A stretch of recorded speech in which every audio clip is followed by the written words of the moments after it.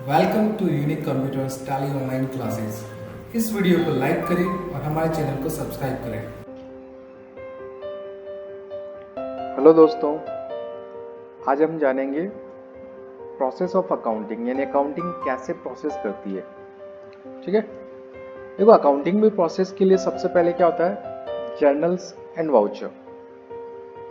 इन सबसे पहले आपको जो भी आपके पास रिकॉर्ड्स आते हैं उन्हें आप एक जर्नल में डालते हैं, यानी ट्रांजैक्शन प्रारूप में। ठीक है, जैसे कि किसको डेबिट करना है, किसको क्रेडिट करना है, उसको आप एक जर्नल प्रारूप में डालते हैं। जर्नल प्रारूप के बाद उसकी की जाती है लेजर पोस्टिंग। लेजर पोस्टिंग यानी कि आपने वो ट्रांजैक्शन डिफरेंट डिफरेंट डेट्स को किए हैं।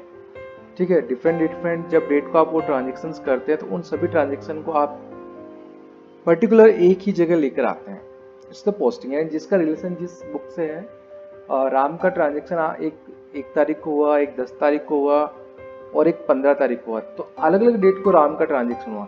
तो आपने उन तीनों अलग अलग डेट के ट्रांजेक्शन को राम के अकाउंट्स में लिख दिया। It's called the posting. ठीक है, और उस पोस्टिंग के द्वारा आप क्या करते हैं, सभी के फाइनल अकाउंट्स के क्लोजिंग बैलेंस तैयार करते हैं, जिसे ट्राई बैलेंस कहते हैं। और ट्राई बैलेंस बनने के बाद बनता है आपका फाइनेंशियल स्टेटमेंट। फॉर एग्जाम्पल, आपकी ये जर्नल आपने तैयार की, एक तारीख को आपने कैश अकाउंट डेबिट किया और कैपिटल अकाउंट क्रेडिट किया, यानी आपने बिजनेस में कैपिटल लगाई। फिर नेक्स्ट डे आपने कंप्यूटर अकाउंट डेबिट किया और कैश क्रेडिट किया, उस दिन आपने कंप्यूटर खरीदा। 5 अप्रैल को आपने रेंट दिया 5000। अब इसमें एक चीज नोटिस कीजिए, हम कैश के अकाउंट की पोस्टिंग करनी है, यानी फर्स्ट मोड हमने जर्नल रिकॉर्ड किया। अब हम कैश अकाउंट की पोस्टिंग करेंगे। कैश अकाउंट की पोस्टिंग करते हुए हमें ये ध्यान रखना है कि कैश से रिलेटेड क्या क्या हुआ। ठीक है, अब आपने देखा कि कैश की तीनों ट्रांजेक्शन कैश से रिलेटेड है, ये भी कैश से रिलेटेड है, ये भी कैश से और ये भी कैश से। अब आप नजर करिए, हम उन अकाउंट्स को इसमें दिखा रहे हैं जो कैश से रिलेटेड है। अब कैश तो ऑलरेडी हमें पता है कैश बुक है। अब कैश बुक में किसको लिखेंगे, कैश को तो लिखने से रहे, तो उसका रिलेशन किससे है, कैपिटल से, तो हमने यहाँ कैपिटल लिया। रेफरेंस नंबर वो यहाँ J1 पे लिखा हुआ था। ठीक है, अब उस अकाउंट में क्या हुआ, क्रेडिट हुआ, तो यहाँ पे वो डेबिट में लिखा जाएगा। यानी जर्नल करते समय जो जिस साइड लिखा गया, पोस्टिंग करते समय वो अपोजिट साइड लिखा जाएगा। ठीक है, अब कंप्यूटर, नेक्स्ट में आपने कहा कंप्यूटर खरीदा, तो कैश बुक में कंप्यूटर को लिखेंगे।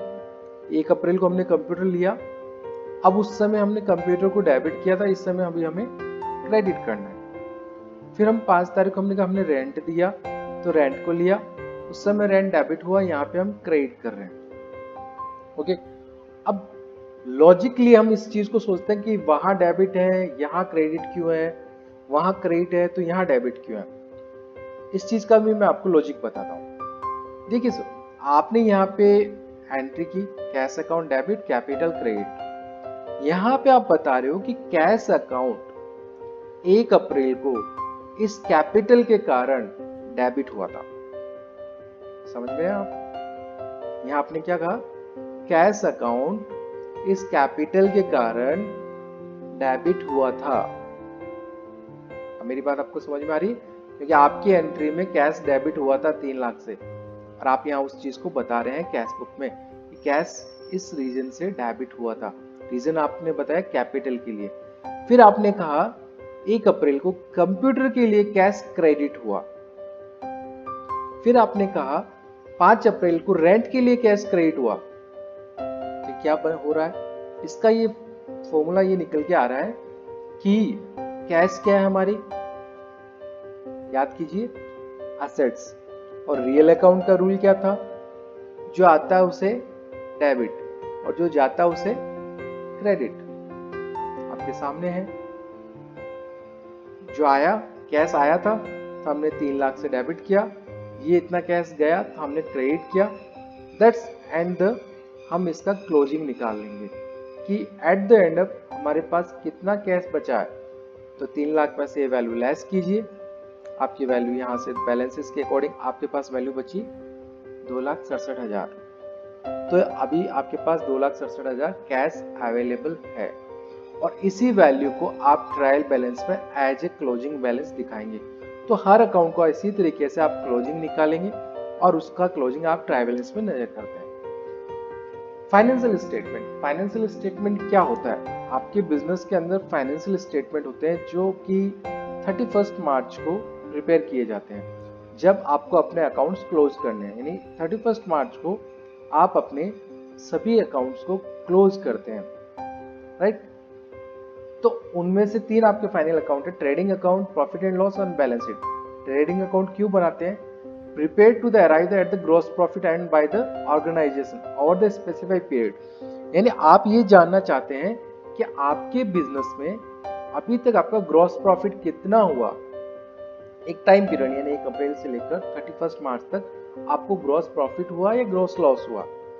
ठीक है, ट्रेडिंग अकाउंट में हम हमारी opening stock, purchase, sale and closing stock और डायरेक्ट एक्सपेंसेस इनको दिखाते हैं। एक बार फिर से बताता हूं, ओपनिंग स्टॉक, परचेज, देन आपके direct expenses, then sale, then closing stock. इस परफॉर्मा में आपको ग्रॉस प्रॉफिट हुआ या ग्रॉस लॉस हुआ ये जानना है, तो आपको आपके बिजनेस का ट्रेडिंग अकाउंट बनाना पड़ेगा। ठीक है, प्रॉफिट एंड लॉस अकाउंट, अब आप प्रॉफिट एंड लॉस अकाउंट भी बनाते हैं क्या जानने के लिए? नेट प्रॉफिट हुआ या नेट लॉस हुआ आपको, ये जानने के लिए आपको प्रॉफिट एंड लॉस अकाउंट बनाना पड़ेगा। ठीक है, तो एक कंपनी का नेट प्रॉफिट एंड लॉस जानने के लिए उसे क्या करना होगा? उसने जो बिजनेस किया है उस बिजनेस में जो भी उसने एक्सपेंडिचर किए हैं, जो भी उसकी इनकम्स है, ठीक है, तो इनकम में से उसका जो एक्सपेंसेस है वो लेस करने के बाद उसे क्या मिल रहा है? नेट प्रॉफिट मिल रहा है या नेट लॉस मिल रहा है, ये जानना है, तो वो प्रॉफिट एंड लॉस बनाएगा। बैलेंस शीट एक आपका स्टेटमेंट है जिसमें आपको लायबिलिटीज और एसेट्स दोनों को समराइज करके आपको दे दिया जाता है कि इस टाइम पीरियड यानी अप्रैल से लेके मार्च तक आपके बिजनेस में आपकी कितनी लायबिलिटीज रही है और कितनी आपकी एसेट्स है। ओके, ये आपके फाइनेंशियल स्टेटमेंट है जो जब आप अकाउंटिंग करते हैं तो आपके प्रिपेयर करने होते हैं। ओके दोस्तों, आज के सेशन में इतना ही, मिलते हैं हम नेक्स्ट सेशन में। ओके।